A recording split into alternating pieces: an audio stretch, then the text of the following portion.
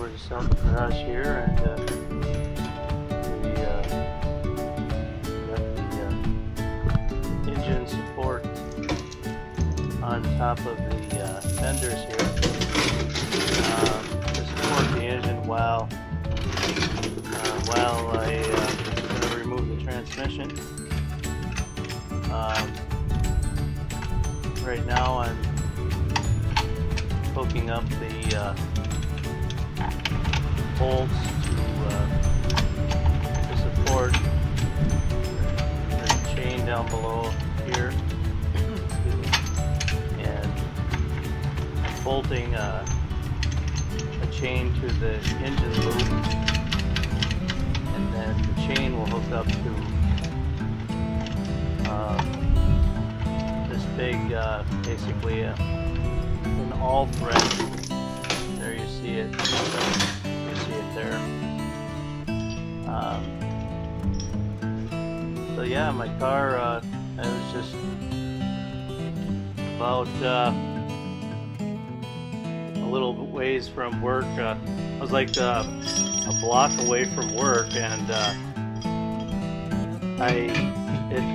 all of a sudden started hearing a bunch of noises, and basically coasted into the parking lot at work, and then so then you see the first clip of, if you saw that anyway, of me going to retrieve my rabbit at work. So, but I was glad to make it to work. So the other time it broke down, I actually coasted it, or I made it into the garage at home, and there's a little grommet thing that goes inside the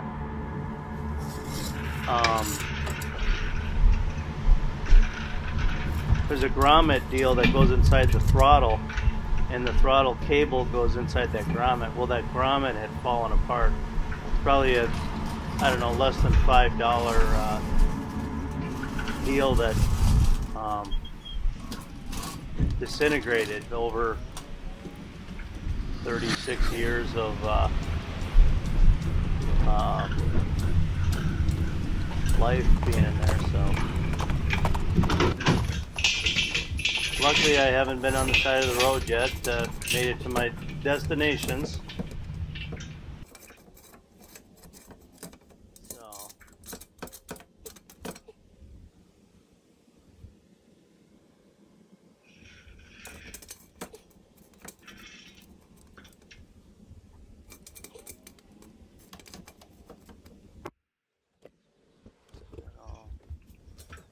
Lined up.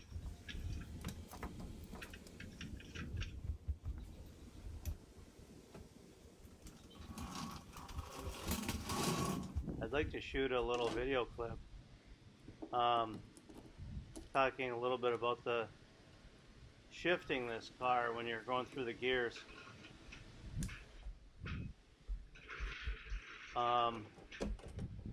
If you're having trouble with shifting, basically where the trouble I was having was going into first and third gear sometimes was kind of hard, and what it ended up being was I went under the car, and I moved the linkage back and forth and trying to figure out what the problem was, and there's a nut underneath there that the linkage pivots off of underneath the car, and that nut, you could see the pivoting action. Since the nut was slightly loose, it wasn't able to pivot like it was supposed to, so I tightened that up and my problems went away. And while I was at it, I lubricated everything with what did I use? It's a Teflon based product. It's called Tri-Flow. So I used some Tri-Flow. and then after that it was night and day difference. It shifts awesome now. But yeah, about 15,000, or well, I'd say about 22,000 miles ago, I replaced all the linkage stuff. For it's pretty low price. I bought it from Parts Place Inc. Um, out of Michigan, and some of the shifting stuff on the ends was shot. So yeah, I don't drive this car in the winter here in Minnesota. They don't make 81 Rabbits anymore, so I guess that's the best way to put it as to why. It would just rust out. So, and it's a rust-free example of 1981 Rabbit. So it's been a great car to me. The tires you see there are Michelin Destinies. Very comfortable. When I first got the car, the shocks were it was a very bumpy ride. I mean, I'm surprised I drove it as long as I did like that, but I talked to Kevin at Parts Place Inc. and he hooked me up with all 4 new shocks. Actually, the whole strut assembly, everything. So, and then I think they wanted the tops of the front shock or the front struts, so I mailed them back to them as what they wanted out of the core.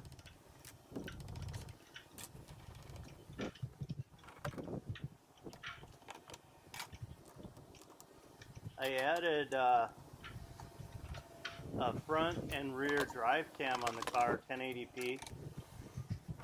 It's let's see, it's a Blacksys. It's from a company called Blacksys, BLACKSYS, CH-200.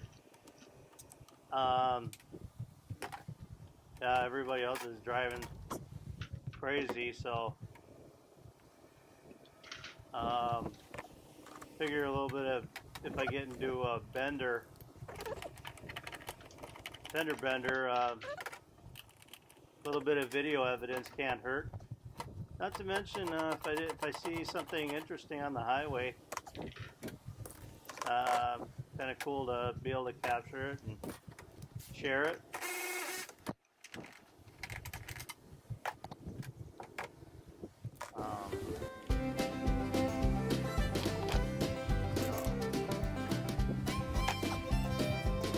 Also, video footage can be incriminating on yourself if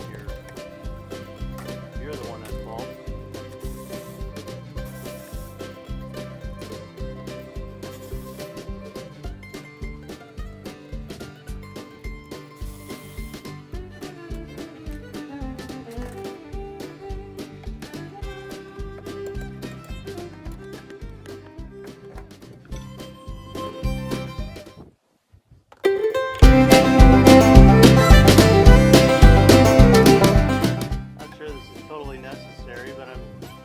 I'm pulling the battery, removing the battery out of the way, so a little bit more room in the area to work.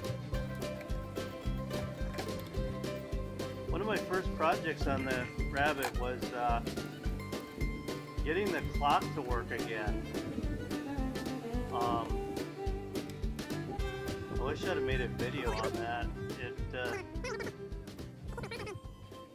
The Porsches of the same era, they use metal parts inside their clocks, and it's basically the same mechanism, but on the Rabbit it's kind of mostly plastic teeth in there and whatnot. And there was a write-up on the Porsches where there's this. I'm trying to think of what it's called, like some type of a little capacitor basically inside the clock that that was shot. So I got some desoldering wick and removed the solder, and then pulled the old capacitor out and soldered a new one in, and I'll be darned if the clock started working again. And it's kind of interesting. I leave that clock running all winter long, and all year long I just have a battery tender on the battery, and it I don't fiddle with the time at all, because basically by the time I park the car for the year, the daylight savings time,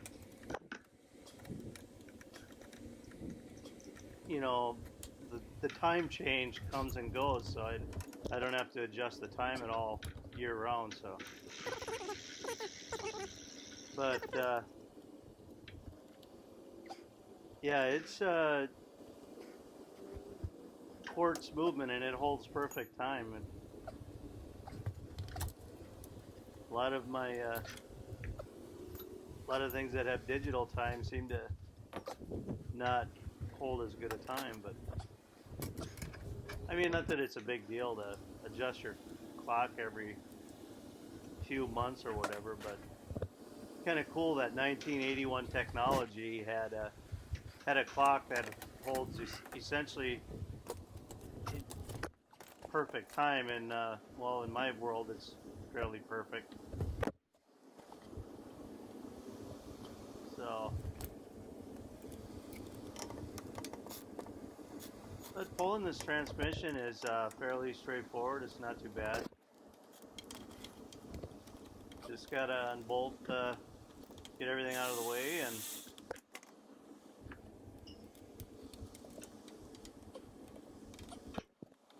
pull it out of the way.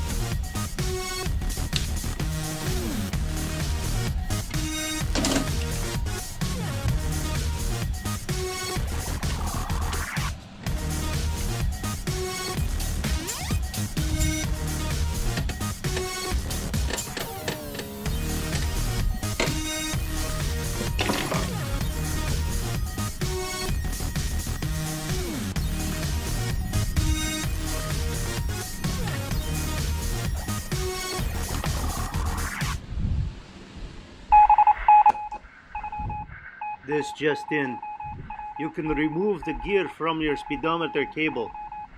You can buy a speedometer GPS device, put it in your car, and then the gear won't fall in your drink, causing major trouble. If you're lucky, it won't cause nothing at all. It will stay at the bottom. Thank you very much. Signing out here. Important message over right now.